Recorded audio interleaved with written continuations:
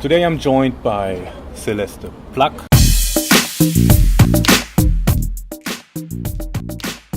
Celeste is a volleyball player from the Netherlands, and Celeste's biggest achievement, fourth at the Rio Olympics in 2016. Two times runner-up at the European Champs in 2015 and 2017. Correct. Currently playing for Igor Gorgonzola Novara, Yes. an Italian Yes. first division club. True. And you became champion of the first division in 2016 and 17. Yeah. And you were MVP in the Italian Cup in 2015. Yes, correct. Awesome. And I had the pleasure to work with Celeste when she was an up-and-coming junior talented volleyball player. 14 till 16, I think. Age 14 to 16, yes, yeah. Yes. Long ago. A long time ago. Or, yes. Yeah. For me it is, for you maybe a little bit less. Same here. Great. That's nice. Hey, welcome, Celeste. Thank you.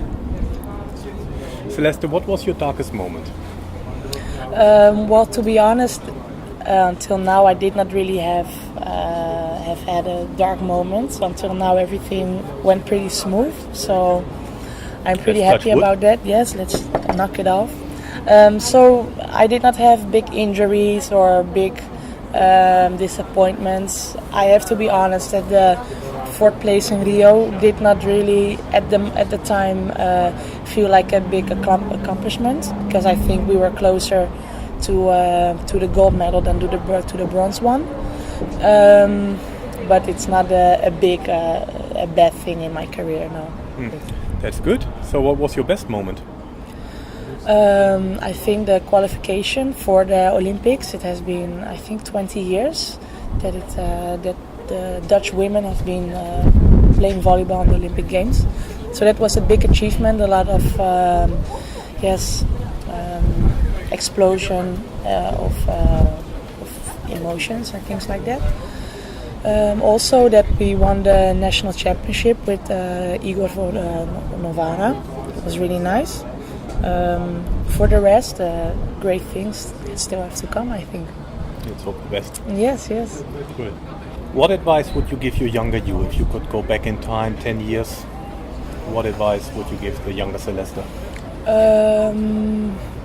To not be too scared for the unknown. I had some difficulties to adjust to the life I was going to have, I think. I was a little bit afraid for what was coming. It was not a big thing that held me back, but I think in some moments it would have been better to just enjoy it. That's also something I have to remind myself of now almost every day, to enjoy what I'm doing and not only wanting to go forward, but also sometimes just stand still and realize what a great things I am doing and what I can do and how fortunate I am. Yeah. So enjoying it more. Okay. And when you say you were not prepared for the life that was coming, what are you referring to? I did not know what it meant to be an athlete. It is by accident that I'm here. I did not even want a professional life. I just wanted to play volleyball with my friends for fun. Then one day I got selected for the junior team, and I did not I did not even know there was a national team, for just to give you an impression of where I was. So I did not know what was coming. I had no idea what I wanted, where I would go, what was expected of me.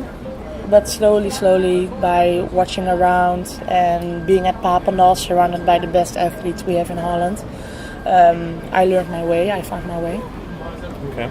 What are the habits that make you a successful athlete and successful person? When at night I'm in my bed, most of the times I think back about my day. What did I do? What did I do well? But mostly, what did I not do so well, and what can I improve? I go back to situations or conversations and think back, what did I say, what could I have said, what could I have done to make it better. Sometimes it can be pretty tiring, fatiguing. Yeah. But I think it brought me a lot, and that's the way how I learned and improved. And I'm still doing it and still improving. So I think the part of self-reflection and really being able to look yourself in the mirror like, hey, am I doing it right, has helped me where I am until now. And when did you start doing that? I think maybe at my 16th, something like that. When I started to realize like, hey, I can do great things. I am just not like an ordinary friend of me that played at the club, you know. I can be better than the rest of my people of my age if I work for it. And then I realized I had to step it up a notch. And since then it went like this. And you figured it out yourself, or you had someone to advise you? Well, probably there has been advice. There is not one moment that I think, this is the moment when it switched. I think slowly it changed. As when you come at Papendal as a young teenager, there is a lot of guidance, a lot of people that help you, psychologists and lifestyle coaches. Well, you strength coaches. So there are a lot of people talking, and you pick up different things from different people. And I think with that, I picked some different things out, and I made it my habit. There's not one specific moment that it happened. And has your dad helped you? I read your dad was also a successful athlete in his sport, something like runner-up at the World Champs or something? He became world champion Muay Thai boxing. Okay. You can compare that with K1 nowadays. Yes. Well, how he helped me was in my career as a professional athlete. He's supporting me, but not really guiding me. He's just letting me figuring it out all by myself, which I think is a good thing. I can explore everything myself. As a child, it was mostly like the discipline things he taught me. If you want something, you have to work for it. But not only the working part, also social part, having respect for people, like just morals, you know, being a good person. And those things combined made me to who I am right now. So I think he did a good job in his guidance. I'm really happy my parents did not push me, because that would not have worked in the right way for me. Also, there was one moment when I was 13 years old. I quit with the junior national team because I was really unhappy. And I can understand that there would be parents that would say, go back, you have to do this. But they said, if you are not happy, you will not go, but please try it one more time, you know. So that's slowly guiding, not really pushing, but just guiding, that what I said that helped me. That was special, I think. Okay. You mentioned your reflection routine in the evening. Do you also have a morning routine? Cursing at people and smacking my alarm. No, I'm not really a morning person. No, I have to be honest, I do not really have a ritual. Now I'm talking, I realize that before practice I think about what do I want to do today.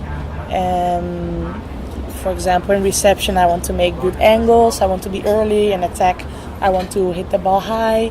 Think about the space, where can I hit, and what's the smartest solution. But those are, I think, small things. I think it's normal to do that. Yes, no, not really big morning rituals. Okay. How do you prepare yourself for important moments? I visualize a lot in myself. I take a moment for myself, sometimes with music, sometimes without. And I just go in myself and I think about all the good actions I want to do. I think about the past, what good things did I do, what do I have to do, like tactically, what do I have to do to be smarter than the opponent. And that's it. I just go in myself and think how much I want to win, how much I want to succeed for myself and for the team. And then that's how I do it. Sometimes in the bus, sometimes in the changing room, the locker room. Depends. But the danger of that is that I go in awe in myself, that I turn too much introvert. So I need to be aware that there's a balance between really focus and visualizing and being open for people around me to still communicate with me. Okay. Once I'm in the court, it's fine. It's just before the game. Interesting. That would have been my next question. So Okay. what is if you are set point down or some, set point against you? Well, give me the ball. I want to hit. I want to score. I think I perform very well under pressure. So in the end of the set, when it starts really counting, I want that ball. Maybe I will jump 5 centimeters higher. I don't know, but mostly those are my good moments. Why is that? Very difficult question, I know, but I just wanted to ask. Extra adrenaline, I think, or the how do you say this? Being aware of the fact that now it counts, that we, like in volleyball, we play a set until 25, and that we played all the way until 20, and now the last 5 points are the ones where we will decide who will win, Yeah. I think maybe that's time, the thing, yeah. How do you overcome setbacks? Thinking back what I could have done to prevent those moments, and what can I do to prevent it next time, and if it's not preventable, how can I manage the situation better. That's it. And also, I don't really, when something bad happens, I don't feel sorry for myself or for the moment, but I just try to see it as a fact. This is something I think back about a lot of times. When I was 14 or 15, one time you said you should see things as a fact, information, and not as a negative thing. So, for example, you watch the clock and it's 3 o'clock, and you do not think back like, 3 o'clock, I should do this and I might be late, but just see it as a fact that it's 3. And around that, you will have to, how do you say that? Well, it's just a fact. Don't put a label on it, positive or negative, but it's like this, and what I'm going to do with this. This is one time you told me that, and it really stayed in my mind. So that's funny. Good. Yes, that's funny. Thanks. Yes. Who's your role model and why? I do not have one particular role model. People that inspire me are people that are really good at their job, have passion, and enjoy it. And also, I really admire strong women. Think about Anouk or Serena Williams, Beyonce, people like that, really power women. Strong woman refers to, because if I picture these 3 women, I mean, they're also very different, right? Yes, in their physical shape. Yes. What do you mean with strong? Yes, well, the picture. I'm not talking about body composition. I'm talking about doing something where you're really good at, enjoying it, and inspiring other people. Like when they're in the room, it's impossible to not mention them, to not notice them. I mean, they're just there and doing their thing, and that's what I admire, and that's something that I work for too. To just be there. Be good at what you do and enjoy it. As I said before, enjoy the things what you're doing. What is the best advice you have received, and who gave it to you?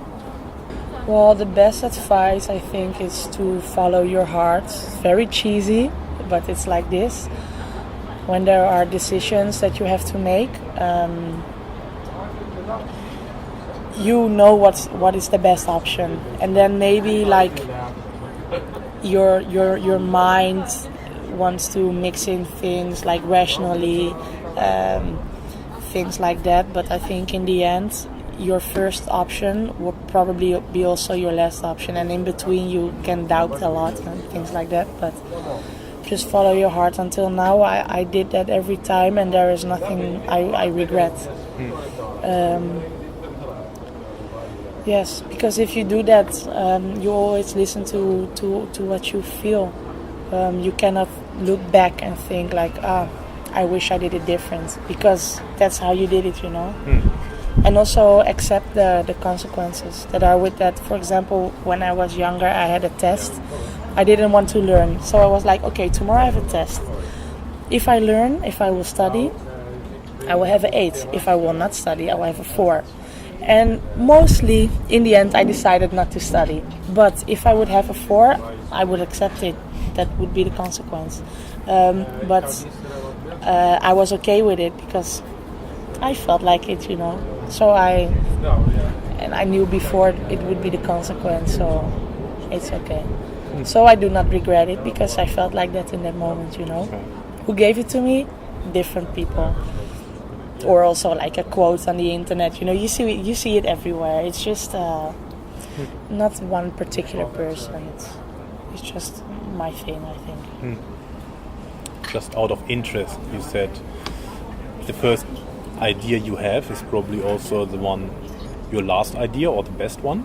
Is that the same on court? What I'm referring to, for example, not knowing too much about volleyball, but if you serve, you also have different options, right? You have spin, you have cross court, down the line, or something like that. Is it the same on court, that the first thing that comes to your mind is what you stick with? Well, there is not so much time to think about what you want to do. Okay, with serving, there is a lot of time. You have time to walk through the ball, and once the referee whistles, you have 8 seconds. So there, I mostly do what the coach says. I follow an instruction. But for example, no, in volleyball, it's not always like this. In one moment, you really have to decide fast, and I think the older you become, the more knowledge you have of the game, the more logical options will be, and you will recognize it and you will understand what you have to do. But I think when you don't have so much experience, you just have to try things, you know, and you cannot always know in what situation how you have to react. So also no, because it's easy to stay in your comfort zone. So if your strong ball is always diagonal and you feel like diagonal, but the opponents know it too, you know, so they will put a block diagonal. Also in life, of course, when you follow your heart, you're in your comfort zone. Of course, you have to use your brain and be realistic, like what would be wise and what not. You have to be out of your comfort zone. But in the court, I think it's a balance between the both of them. Without risking, you cannot win. Yeah. How does a typical training day look like? Very different, very alternating. Some days we practice 6 hours a day, which is regular. Morning we have weights for 1.5, 2 hours. Then we have 1.5 ball technique. And then in the afternoon we have 3 hours of ball, or 2.5. Well, when we're on a tournament, we have in the morning just 1.5, afternoon 2. It depends. It's very depending. Also with national team and the club team is really different. With national team, you really have a lot of time to invest in improving technically, individually. With the club, every week you have a game, you know, you have a match. So there are like 2 days for yourself to improve, and then the rest of the days, of the 3 days, you have to play as a team and practice for the opponent that's coming. So it's also different. There are a lot of ways. That would have been a question I wanted to ask. How is the training for the national team different to the club training? It's more intense because National team is more intense in every way, emotionally, because as a group we are really like tight, how you say it, emotionally. We're bonded because we are together for, like, some girls are together for 10 years, maybe more, because every year there are just a certain amount of girls that can play in Holland. But with your club, every 6 months you change. There is not really time to really bond, to come together. So that's why it's more intense, national team. Practicing, we practice way harder because we have long periods of practice, and then there is a period with a lot of games, and then again practice. And with the club, it's like 5 days practice, 1 day a game. So you cannot really push, because if you push too much, you will not perform on the game day. Also with the club, you have a lot of older girls. I have one in my team. She is 40 years old. If you let her practice for 5 hours a day, she will die. We always say, you know. So it's different. It's really different. I prefer national team. Okay. Although I miss my freedom. With the club, you have more free time and you have more time for yourself. So, but I prefer national team. You prefer Italy or Netherlands? In what way? Good question. Because volleyball in Holland, the level is not so high. In Italy, it's really high to live. There are a lot of great things to live in Italy, but also here in Holland with my family, and I know everything here, you know, like the air is different. So if I would quit playing volleyball, I think I would stay like in Holland. I would choose Holland over Italy. But for volleyball, definitely Italy. Definitely, it's a no-brainer. You want to nominate someone to be interviewed? Oof. The person I want to nominate is Stefan Boersma. Stefan, good luck. Thanks. Where can people find you? They can find me at Instagram. That's at Celeste Plak, is just my name. Facebook, just the same. I do not do Snapchat, Twitter. I do not really do Twitter. So that's it. Instagram. Thanks. Yeah, thank you. Thanks for your time, Celeste. That You're was very awesome. welcome. Thank you. See you.